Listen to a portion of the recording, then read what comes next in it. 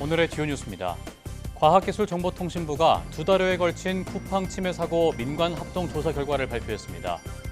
조사 결과 이번 사태로 고객의 이름과 전화번호, 주소 등이 1억 건 넘게 무단 조회된 것으로 확인됐습니다. 한국 수학자들이 개발에 참여한 인공지능 에이전트가 40년 동안 해결되지 않은 수학 문제를 풀어 화제가 되고 있습니다. 특히 수학자 에르데시 8이 남긴 대표적 난제 가운데 1051번이 포함됐습니다. 국내 연구팀이 분자가 어떤 구조일 때 가장 안정적인지 스스로 학습하고 예측하는 인공지능을 개발했습니다. 분자의 에너지를 등고선으로 표현한 지도에서 가장 안정적인 상태를 찾아가며 모양을 스스로 고치는 방식으로 설계됐습니다. 여러분 안녕하십니까? 사이언스투데이 시작합니다. 지난해 말 불거진 쿠팡의 대규모 개인정보 유출 사태로 고객의 이름과 전화번호, 주소 등이 1억 건 넘게 무단 조회된 것으로 확인됐습니다. 과학기술정보통신부는 정부서울청사에서 2달여간 걸친 쿠팡 침해 사고 민관 합동 조사 결과를 발표했습니다. 민관 합동 조사 결과 쿠팡 개인정보 유출 사태는 정상적인 로그인 과정 없이 이용자 계정에 접근할 수 있는 부실한 인증 시스템 때문에 빚어진 것으로 나타났습니다. 쿠팡 전직 직원 A씨는 재직 시절 관리하던 이용자 인증 시스템 서명키를 탈취한 뒤 전자출입증을 위변조해 인증체계를 통과한 것으로 파악됐습니다. 이후 A씨는 고객의 이름과 이메일 3,367만여 건을 유출했고 전화번호와 주소 1억 4천만 회, 공동현관 비밀번호가 포함된 배송지 목록 수정 페이지 5만여 회, 주문 목록 페이지 10만여 회를 무단 조회한 것으로 드러났습니다. 금융감독원이 빗썸의 비트코인 오지급 사태와 관련해 현장 점검에서 검사로 전격 전환했습니다. 금융당국과 금융권에 따르면 금감원은 빗썸의 검사 착수를 통지하고 검사 담당 인력도 추가로 투입해 강도 높은 검사를 벌이고 있습니다. 금감원 관계자는 이번 사안을 굉장히 엄중하게 보고 있으며 시장 질서를 훼손하는 행위를 엄단할 것이라고 강조했습니다. 금감원은 특히 빗썸이 실제 보유한 비트코인 물량의 14배에 달하는 62만 개가 지급된 경위를 중점적으로 들여다보고 있습니다. 가상화폐 거래소 빗썸이 직원의 실수로 이용자들에게 비트코인 62만 개를 지급한 뒤 아직 130억 원 상당의 비트코인을 돌려받지 못하고 있습니다. 이런 경우 형사처벌이 가능한 건지 신규혜 기자가 정리했습니다. 직원 실수로 비트코인 62만 개를 시중에 풀어버린 가상자산 거래소 빗썸. 이벤트 당첨금 62만 원의 단위를 비트코인으로 잘못 입력한 탓이었는데 아직 130억 원 상당의 비트코인은 회수되지 못했습니다. 말하자면 차고 송금이 이뤄진 상황인데 법원은 이 같은 상황을 어떻게 판단해 왔을까? 대법원은 차고 송금을 받은 사람이 그 돈을 돌려주지 않은 경우 횡령죄가 성립한다는 입장을 일관되게 유지해왔습니다. 하지만 가상화폐가 차고 송금된 경우는 다르게 봐야 한다고 판단했습니다. 대법원은 가상자산이 재산상 이익에는 해당하지만 법정화폐인 원화에 준하는 법적 규제가 이뤄지지 않는 만큼 가상화폐를 원화와 똑같이 보호해야 하는 건 아니라고 봤습니다. 잘못 송금된 가상화폐를 돌려주지 않더라도 형사처벌은 불가능하다는 겁니다. 다만 해당 판례가 나온 2021년과 지금의 상황이 달라졌다는 점은 살펴볼 부분입니다. 불공정거래 규제에 초점이 맞춰져 있긴 하지만 지난 2023년 가상자산 이용자 보호법이 제정됐기 때문입니다.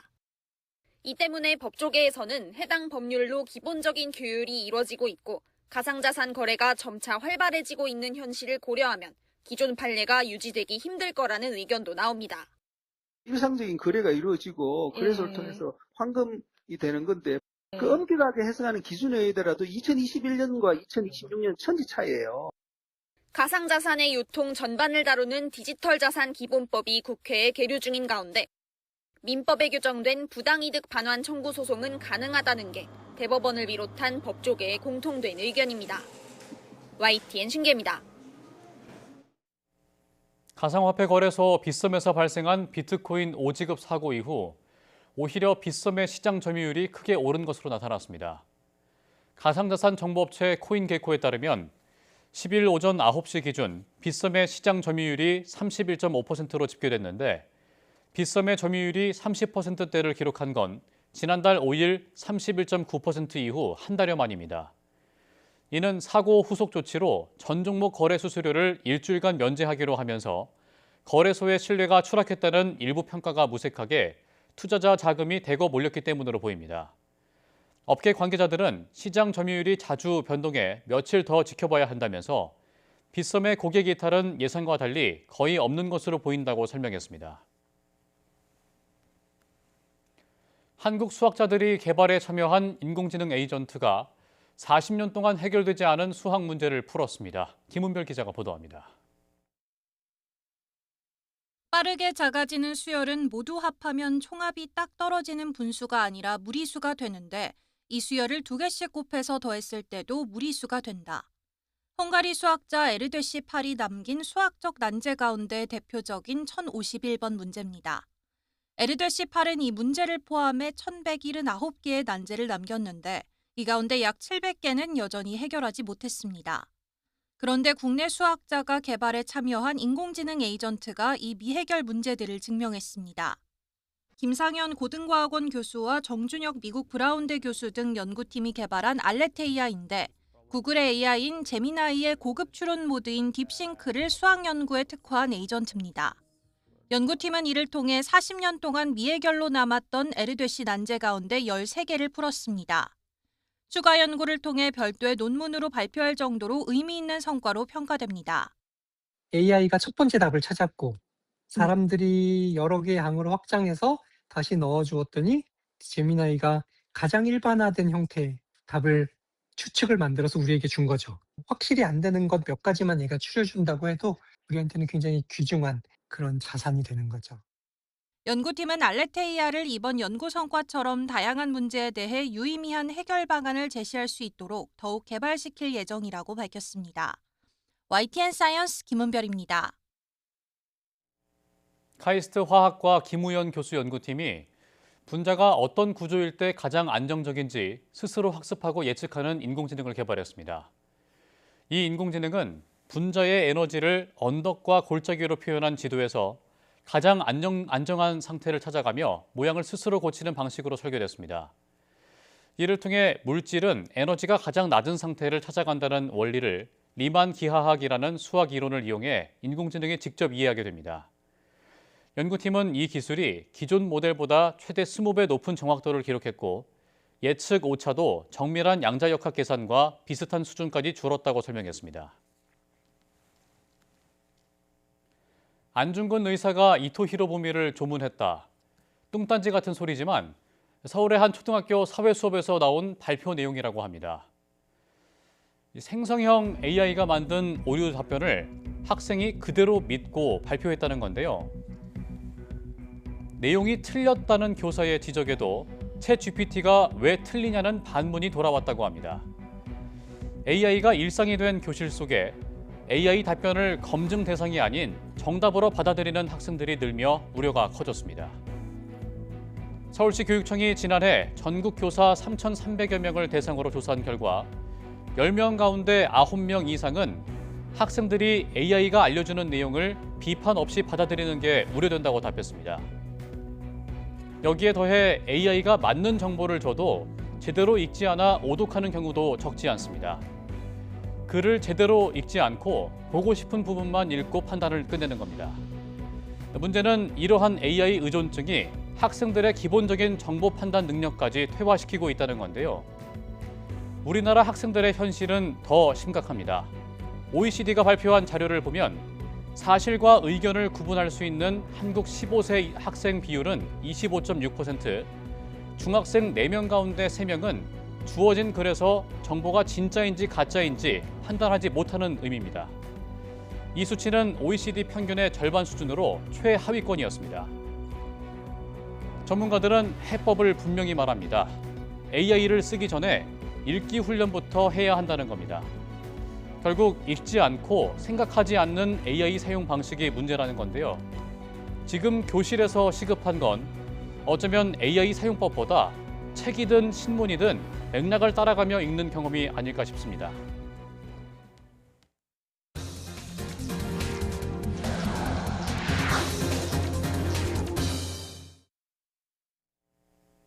초봉 6천만 원에 생활비가 전액 지원되는 직장. 문제는 위치가 남극이라는 겁니다. 지구 끝 영국 남극 기지에서 극한의 환경을 견딜 새 동료를 찾는 특별한 채용이 시작됐습니다. 권영기 기자가 보도합니다. 끝없이 펼쳐진 푸른 빙원 위에 자리 잡은 이곳은 영국 남극 조사국이 운영하는 로더라 연구기지입니다. 2026년 시즌을 함께할 새로운 가족을 찾고 있습니다. 과학 연구를 뒷받침할 요리사와 목수, 배관공, 차량 정비공 등 사실상 마을 하나를 운영하는 데 필요한 모든 직종이 대상입니다. 초임 연봉 6천만 원에 숙식과 항공권, 특수 방한 장비까지 모두 지원됩니다. 생활비가 전혀 들지 않아 월급 대부분을 저축할 수 있습니다. Really, we need every trade that you can imagine a small community needs to be successful. 남극의 여름은 신비로운 풍경을 선사하지만 부족한 물건은 직접 만들어 써야 하는 극한의 환경이기도 합니다. 이런 환경은 오히려 새로운 성장의 기회가 됩니다. You haven't got the ability to go to a supplier. If you haven't got something that you need, you either have to make it or you make a new plan. 지구 온난화로 빙하가 녹아내리는 현장을 지키며 극소수만이 누릴 수 있는 풍경을 일상으로 맞이하는 일. 이미 남극에서 일하고 있는 이들은 망설이지 말고 도전하라고 입을 모읍니다. Don't think twice. Just go for it. Put your name down. Really put yourself forward and if you want to come down here because it's where it is, then absolutely get down here. I'd say go for it.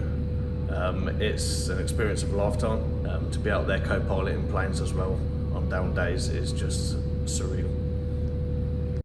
오는 3월 영국 본사 설명회를 시작으로 본격적인 채용 절차가 진행됩니다. 근무 기간은 최소 6개월에서 최대 18개월. 지구 끝에서의 특별한 삶을 꿈꾸는 이들에게 남극의 문이 활짝 열려 있습니다. YTN 권영입니다. 우주기업 스페이스X를 이끄는 일론 머스크가 달에 자체 성장 도시를 건설하는 계획으로 초점을 옮겼다고 밝혔습니다. 머스크는 자신의 SNS 계정을 통해 10년 안에 이런 계획을 달성할 수 있을 거라고 주장했습니다. 그동안 화성 탐사에 공을 들였던 머스크는 화성에도 도시를 건설하려고 노력할 것이고 5에서 7년 안에 그렇게 하기 시작하겠지만 최우선 순위는 문명의 미래를 확보하는 데 있고 달이 화성보다 빠를 것이라고 말했습니다.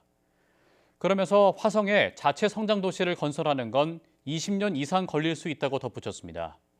월스트리트 저널에 따르면 스페이스X는 내년 3월까지 우주선 스타쉽을 무인으로 보내 달 표면에 착륙시키겠다는 목표를 세운 것으로 전해졌습니다. 무려 8년 동안이나 멈춰서 있던 새만금 수상 태양광 사업이 마침내 해결의 실마리를 찾았습니다. 사업자 선정 논란에 막대한 송전 비용 문제까지 겹치며 사실상 좌초 위기였는데 정부의 에너지 고속도로 계획으로 활로가 열린 겁니다. 김민성 기자가 보도합니다. 원자력 발전소 한 개에 맞먹는 1.2기가와트 전기를 생산하겠다며 지난 2018년 야심차게 추진된 새만금 수상 태양광. 하지만 사업자 선정 특혜 논란과 횡령 의혹 등 각종 악재가 겹치며 지난 8년간 공전해왔습니다. 가장 큰 걸림돌은 전기를 육지로 실어나를 송전선로였습니다. 6,600억 원에 달하는 막대한 건설비 탓에 수익성이 떨어지며 사업은 사실상 중단됐습니다. 하지만 정부의 에너지 고속도로 계획이 확정되면서 8년 묵은 난제가 풀렸습니다. 기존의 10수 킬로미터를 끌어오려던 계획 대신 인근을 지나는 서해안 초고압 직류 송전망에 직접 연결하기로 한 겁니다. 송전 구간이 10분의 1로 줄면서 공사비도 3천억 원 이상 아낄 수 있게 됐습니다. 이에 따라 전북자치도와 새만금개발청, 한국전력 등은 오는 2029년 12월 상업 운전을 목표로 업무 협약을 맺었습니다. 한전은 설비 구축을 서두르고 지자체는 인허가 기간을 단축해 그동안 잃어버린 시간을 만회하겠다는 구상입니다. 29년까지 1.2기가와트의 수상태양광이 완료가 되고요. 또 0.9기가와트는 2030년까지 완료를 목표로 정부는 이번 사업으로 산업 판도도 바뀔 것으로 내다보고 있습니다. 이 새만금의 재생에너지 1.2기가를 적기에 개통하는 것이 우리 기업들이 올 수 있는 조건을 만드는 단초가 될 수 있을 거라고 생각합니다. 비용 문제로 좌초 위기에 몰렸던 새만금 수상 태양광. 정상 궤도에 오른 이 사업이 전북의 미래 산업 지형을 어떻게 바꿔놓을지 주목됩니다. YTN 김민성입니다. 이번 설 연휴 2,780만 명이 이동 예정인 가운데 고속도로 기준 귀성은 15일 오전, 귀경은 17일 오후가 가장 혼잡할 것으로 예측됩니다. 국토교통부는 오는 13일 금요일부터 18일 수요일까지 엿새를 특별교통대책기간으로 지정하고 대책을 시행할 예정입니다. 이 기간 2,780만 명이 이동할 예정인데 이번 설 연휴가 지난 연휴보다 기간이 짧아 하루 평균 이동 인원은 834만 명으로 9.3% 증가했습니다. 주요 도시 간 이동 시간을 보면 귀성길은 15일 오전이 최대로 예상되며 서울에서 부산까지 7시간, 서울에서 목포까지 5시간 40분 걸릴 전망입니다. 귀경 시간은 17일 오후가 최대로 부산에서 서울까지 10시간, 목포에서 서울까지 9시간 반이 소요될 것으로 보입니다. 설 연휴 전에 자동차 사고가 크게 늘어나는 것으로 나타나 금융당국이 단기 운전자 확대 등 보험 특약 활용을 당부했습니다. 금융감독원에 따르면 지난 2023년부터 2025년까지 설 연휴 전날 하루 평균 사고 건수는 13,000여 건으로 평상시보다 23.1% 증가했습니다. 같은 기간 경상 피해자는 하루 평균 5,900여 명으로 33.3%, 중상 피해자는 386명으로 34% 늘었습니다. 설 연휴 이틀 전에도 중상 피해자가 하루 평균 315명으로 평상시보다 9.6% 많았습니다. 음주운전 사고는 설 연휴 전전날 하루 평균 72건으로 24% 증가했고 피해자 수 역시 15.8% 늘었습니다. 전국 대부분 지역에 눈이나 비가 내리면서 도로 살얼음 우려가 커지고 있습니다. 눈으로 구분이 어려워 더 위험한 만큼 안전거리 확보와 감속 운전 등 각별한 주의가 필요합니다. 김기수 기자입니다. 화물차 앞부분이 종이장처럼 구겨졌고 도로 한쪽에는 파편들이 어지럽게 나뒹굽니다.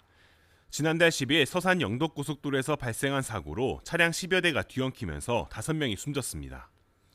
사고 원인으로 지목된 것은 도로 살얼음, 이른바 블레가 있습니다. 기온이 영하권을 오르내리는 상태에서 눈이나 비가 겹치면 살얼음이 쉽게 생깁니다. 특히 내륙 지역을 중심으로 지표면의 낮은 온도 때문에 어는 비가 내릴 수 있습니다. 어는 비는 내릴 땐 비지만 차가운 지표면에 닿는 순간 얇은 얼음막으로 바뀝니다. 특히 그늘진 구간, 교량 위, 터널 출입구, 강변도로처럼 기온이 더 떨어지는 곳에선 살얼음이 갑자기 생길 수 있습니다. 살얼음은 눈에 잘 띄지 않아 위험 구간에선 안전거리 확보가 가장 중요합니다. 전문가들은 한번 미끄러지면 제동이 어렵다며 감속 운전을 거듭 강조합니다. 도로에서 마찰기수가 그만큼 떨어지기 때문에 운전자가 제동을 하더라도 핸들을 원하는 방향으로 가지를 못합니다. 그렇기 때문에 살얼음이 발생하는 지역을 운행할 경우에는 속도를 좀 감속하고 또 사고가 났다면 2차 추돌로 이어질 수 있는 만큼 비상등을 켜고 가능하면 도로 밖 안전지대로 대피한 뒤 경찰과 보험사에 신고해달라고 당부했습니다. YTN 김규수입니다. 농림축산식품부는 올해 철 사례상 비용이 지난해보다 소폭 낮아질 것으로 전망했습니다. 농식품부는 설 민생안정대책 추진 상황과 농축산물 수급 동향 점검 회의를 열고 성수품 공급과 가격 흐름을 점검했습니다. 한국농수산식품유통공사에 따르면 4인 가족 기준 설 차례상 차림 비용은 24개 품목 평균 20만 2,691원으로 지난해 설 2주 전과 비교해 0.3% 낮아졌습니다.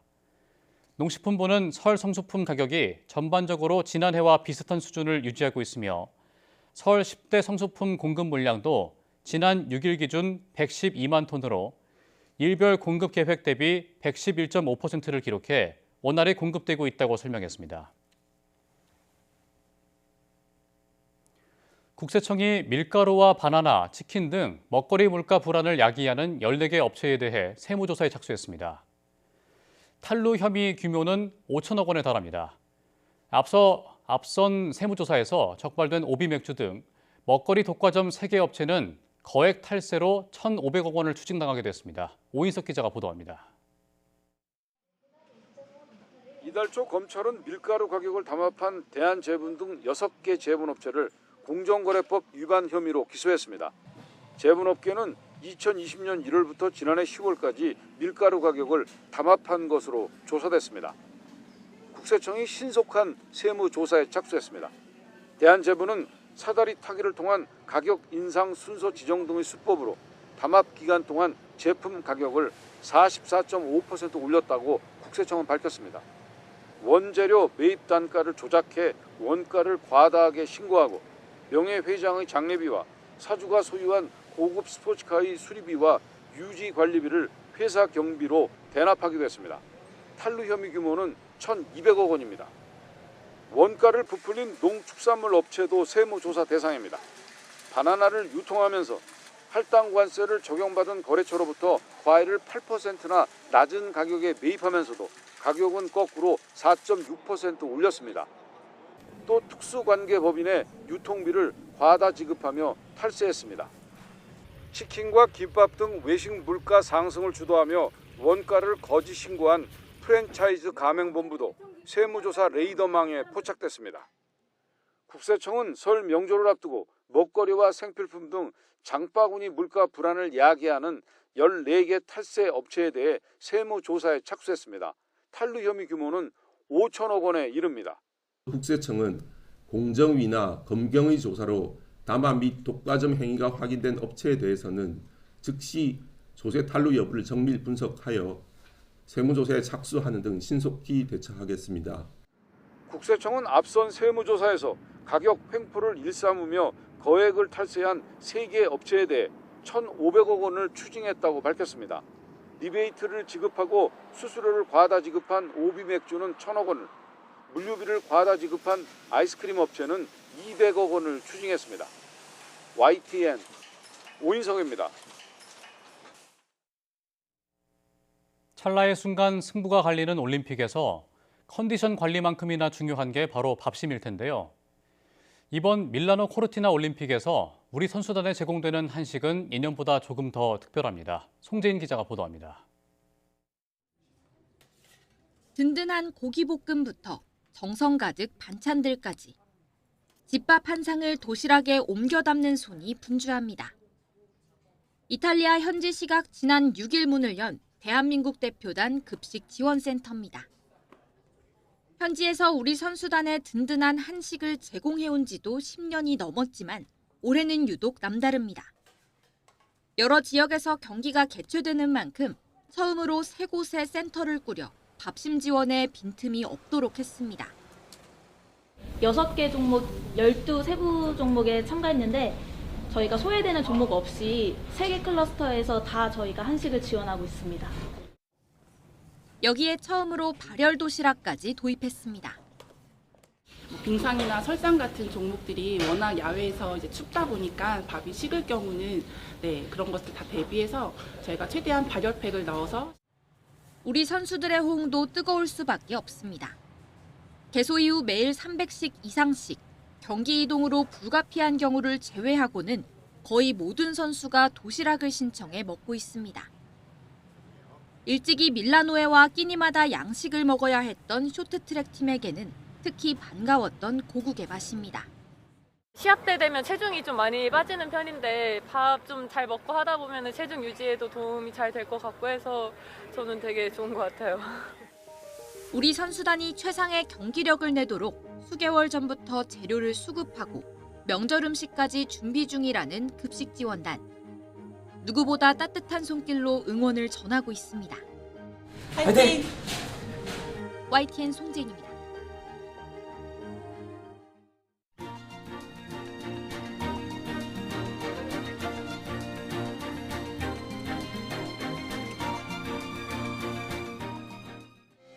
이상으로 사이언스 투데이 마칩니다. 함께해 주신 여러분 고맙습니다.